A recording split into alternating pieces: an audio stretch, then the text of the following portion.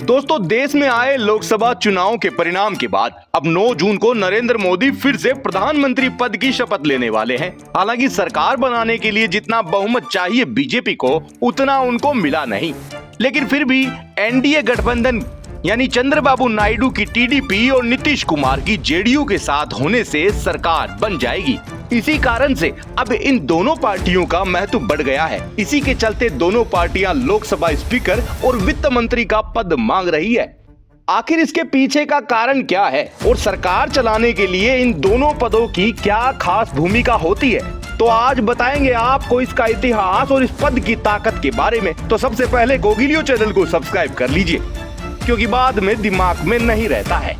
दोस्तों, सरकार में मंत्री किसी भी पार्टी का हो, लेकिन अगर स्पीकर प्रधानमंत्री वाली पार्टी का होगा, हम मनमानी हो सकती है। जहां तक बात है मंत्रालयों की ताकत की, तो इसमें गृह मंत्रालय, वित्त मंत्रालय, रक्षा मंत्रालय और विदेश मंत्रालय सबसे ज्यादा ताकतवर होते हैं। लेकिन फिर भी ये पार्टियां लोकसभा स्पीकर और वित्त मंत्रालय ही क्यों मांग रही है? तो आपको बता दें कि लोकसभा स्पीकर सबसे प्रमुख लोकसभा का अधिकारी होता है, जो सदन को नियम और कानून से चलाता है। संसद के सदस्यों के अधिकारों की रक्षा और संसदीय मामलों में निर्णय करना स्पीकर का काम है। इसीलिए यह बहुत पावरफुल पोस्ट होती है।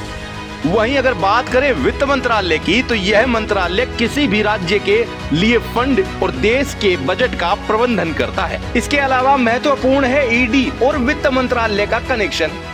प्रवर्तन निर्देशालय यानी ईडी, यह एक प्रमुख जांच एजेंसी है। इसी ने दिल्ली के सीएम अरविंद केजरीवाल को जेल भेज दिया।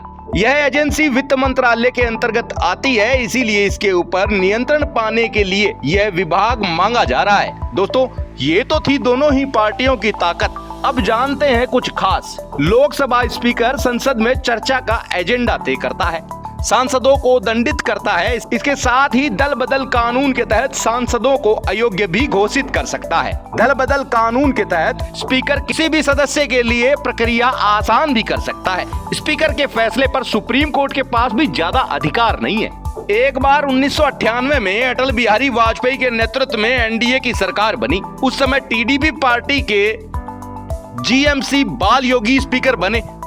डीएमके ने जब एनडीए से समर्थन वापस लिया, तब अविश्वास प्रस्ताव के लिए स्पीकर ने कांग्रेस के एक सांसद को वोट देने का अधिकार दे दिया, जबकि वो ओडिशा के वर्तमान मुख्यमंत्री थे, जिससे वाजपेयी की सरकार सिर्फ एक मत से गिर गई। स्पीकर की एक दूसरी पावर और देखने को मिली साल 2008 में। मनमोहन सरकार ने भारत अमेरिका परमाणु समझौता किया। सदन में अविश्वास प्रस्ताव लाया गया, सीपीआई ने समर्थन वापस लिया, तो सभी सदस्य स्पीकर सोमनाथ चटर्जी से इस्तीफा मांगने लगे। लेकिन चटर्जी ने इस्तीफा नहीं दिया, साथ ही मत विभाजन को मंजूरी दे दी, जिससे मनमोहन सरकार बच गई।